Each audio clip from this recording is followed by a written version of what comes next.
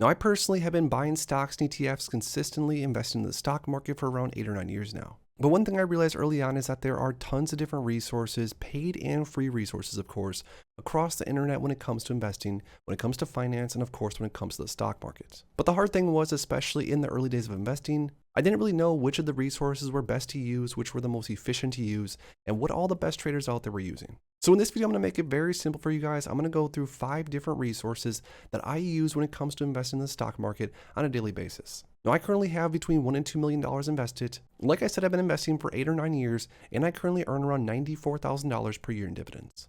So if you're newer to investing, or if you just want to see which 5 resources are my all-time favorites when it comes to investing in the stock markets, well, then make sure to stick around to the end, drop a like down below, and let's get right into the first one. My A to Z dividend investing ebook has helped countless dividend investors get started with their journey. And my custom dividend tracker that I'm constantly using here on the channel has also helped so many investors stay on track and allow them to see their dividend income in real time. Well, today I have another treat for you guys. I'm not only going to offer you my A to Z dividend investing ebook and the custom dividend tracker, but also just for a short limited time, I'm going to be adding in my brand new weekly dividend blueprint ebook to show you how you can get started with weekly dividend ETFs and add this into your investing strategy. This offer is not going to last long, so go ahead and click the first link down below in my description, and you're going to get both ebooks and the custom dividend tracker bundle. But like I said, please act fast because this won't be around for long. Now let's get back into the video. My first favorite resource number 1 that I honestly use, I think every single day the stock market's open, probably almost every single day since I started investing, is seekingalpha.com. Now, just as a side note, guys, I'm going to have links for every single one of these resources down below in my description, so go crazy, use whatever ones you like. But seekingalpha.com is awesome, not only because there's amazing articles that you can basically read through different investors' thoughts on different stocks or ETFs consistently, but also simply because you can go in here and click on any different stock or ETF and get tons of information very, very quickly, such as charting, such as ratings, financials, earnings, dividends, valuation, growth, profitability. I mean, there is so much information on every single stock and ETF across the market, all on this one website. Now, some of my favorite ways to use Seeking Alpha is just a simple charting tool to see how stocks and ETFs have performed in the max time frame, maybe year to date, for example. But along with that, because I personally am more of a dividend investor, I love going to the dividend tab and reading through the dividend summary, taking a look at the current dividend yield, the payout ratio, the 5-year dividend growth rate, or even how often a dividend is paid from whatever stock or ETF you're looking into. Now, seekingalpha.com is super easy to use. Like I said, you can just click around and go to any single stock or ETF and get tons of information very, very quickly. So if I were to rank the most used resource out of all the resources across the internet, I honestly would say Seeking Alpha is my personal number 1 most used resource, right behind my actual number 1 most used resource. And this is my custom dividend tracker that I built a few years ago because I needed somewhere where I could track all the dividends across my multiple different brokerage accounts. And that's because when I started investing, I opened up brokerage accounts on the Robinhood platform, the Webull platform. I have different brokerage accounts all over the place. So by building a dividend tracker that I could very simply see all the different stocks and ETFs that I currently hold across all my portfolios, and then at the top see exactly how much total yearly and total monthly dividend income I'm receiving. This was a total game changer for me, and you guys can grab the same exact dividend tracker down below in my description.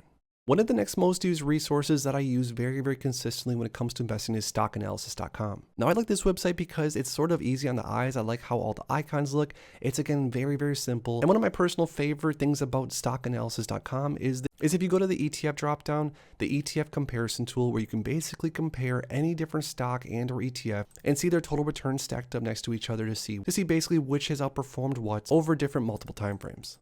And now this is super helpful in researching and backtesting different ETFs you might have an interest in buying into, because very simply, you can basically see exactly how things have performed over multiple different time frames, which don't necessarily mean that it's going to happen in the future, but again, it's very helpful. Now, along with that, also on stockanalysis.com, I really like the forecast feature where you can type in any stock or ETF, basically click on forecast, and then you can see what the analysts are currently thinking about whatever stock or ETF you're looking into, and see if maybe the analysts think it's going to go up or down, or maybe trade sideways. Now, again, take all the information from all these resources with a grain of salt.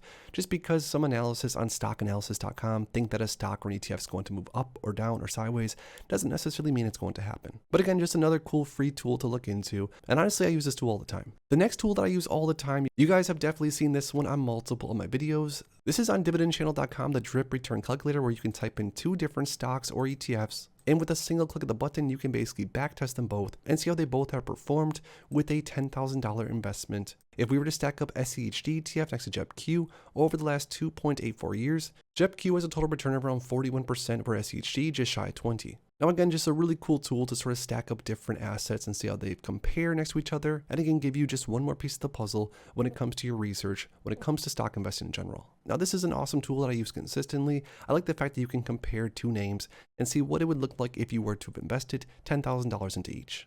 Now the last and final resource that I use all the time, and I definitely use in my early days of investing, is MarketBeat.com's dividend calculator, where you basically can go through and build out different scenarios.